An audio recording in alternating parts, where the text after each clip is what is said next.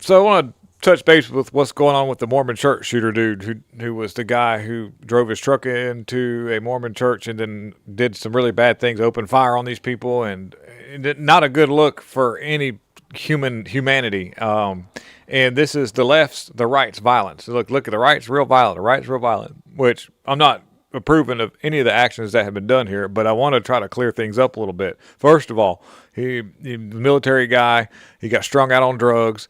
This involved a relationship that went sour. At the church, this dude was messing with a woman there that went to this church, and something happened, and they ended up having a falling out, and he did some really bad things, and he was on some heavy duty drugs.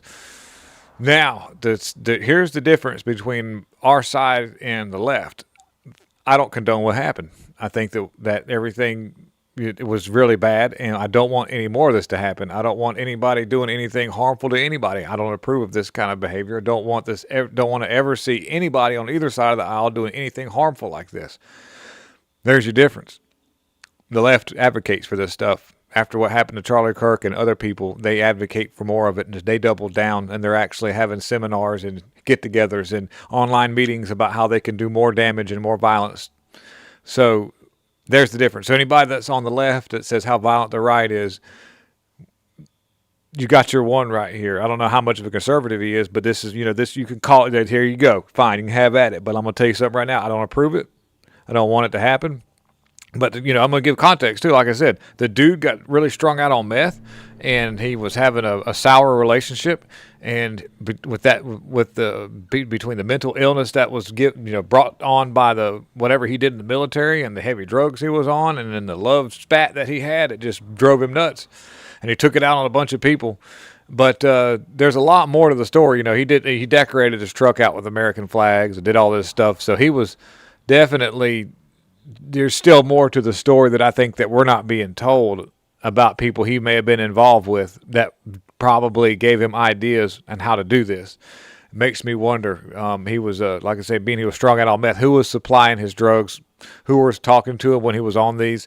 Because all the stuff that you see here is indicative of setting a narrative with the truck, the flags, all the stuff. But the one thing we haven't seen is a multitude of posts and tweets and things that would have been easily obtainable by anybody that wants to expand this narrative. Obviously, they're working with a fringe because we don't have tweets, we don't have posts, we don't have all these things showing about how much he hates the left and all this stuff. He just pretty much was mad at this woman. This dude wasn't right, but all I'm saying is, like, I don't approve of it. There's the difference, guys. So you want to call our side violent? Fine. There's nutcases on both sides. It's just how you handle it. It's how you take, and run with it. I don't want any more of this. And I don't think anybody in their right mind would either. The left loves this stuff. They want more of it to happen every time somebody does something. So, like I say, I'll read a little bit of the article here. He is a tragic shooter inside a Michigan church in Jesus Christ Latter-day Saints. The left desperately needs tragedy to be political because of the violence on the side of their aisle, because they're so violent. They need this. This is their one, right?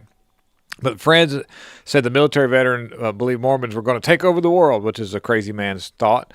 And he said, and he had a unhinged obsession with Mormons for years leading up to this attack. And what it was, it's about this woman. So the obsession appears to trace back to a sourced relationship with a deeply committed Mormon woman in Utah. A former landlord told the New York Times that Sanford was pressured by the woman to join the church. He wasn't sure that he wanted to become a member of the church, but he really wanted to be with this woman. And then it says Sanford had moved to Utah after serving in the Marines, including deployment to Iraq. Then he reportedly began using methamphetamine, which friends say changed him, which the left does the same thing, and it makes them crazy. Hitler used it on all of his people. He says mentally he was in rough shape. And then by the time Sanford returned to Michigan, he was said to have been openly hostile towards Mormons. Something tells me that there was fuel behind this fire, and it has to probably do with algorithms and stuff, because I see that happen when it comes to videos that they play to try to get people to be divided by race. And he got this whole fascination with Mormons, and they are the Antichrist. What this guy said. I'm not saying that, and that they are going to take over the world. And then this was also repeated by his twin brother, who said this is what he heard. And then he says his fixation was so extreme that at Peter's wedding, all he could talk about was these Mormons. I'm not laughing, but it's crazy. It's crazy. But anyways, Burton, Michigan City Council candidate Chris John said Sanford approached him just a week before the massacre, in which he was killed in a shootout with police. He said he was venting. He was going off the Mormon Bible and additional books he did not like at all. And Johnson told New York Post. But Johns recalled Sanford calling Mormons the Antichrist. And let's see. And then days later, according to the police, Sanford drove his truck into what we've seen with the church, and then he did really bad things. And this just makes that makes our side look bad. We got a goofball out there, and I don't approve of it. So there's the difference. Things happen. People do bad things, and I think that there's a good possibility, if you actually probably knew some of the things this guy was into, he was probably bumping elbows with all the right people to steer him in this direction. Because there's a bunch of people that work for organizations and three-letter organizations that want narratives, and they'd be glad to kind of coerce people into doing stuff. Think about what happened with the Whitmer thing, and they're using those people that weren't mentally stable to try to get them to do this this Whitmer kidnapping thing. What have we found out to be something similar in this case? And I'm not trying to do this to make excuses to make us look better. I'm just saying something doesn't add up with the way that the dude decorated his truck to set this narrative. And I'm sure he did this, but I'm just saying what drove this guy to this kind of behavior. A mentally unstable, drugs, and probably people he was associating himself with, and or social media posts that he couldn't get off of.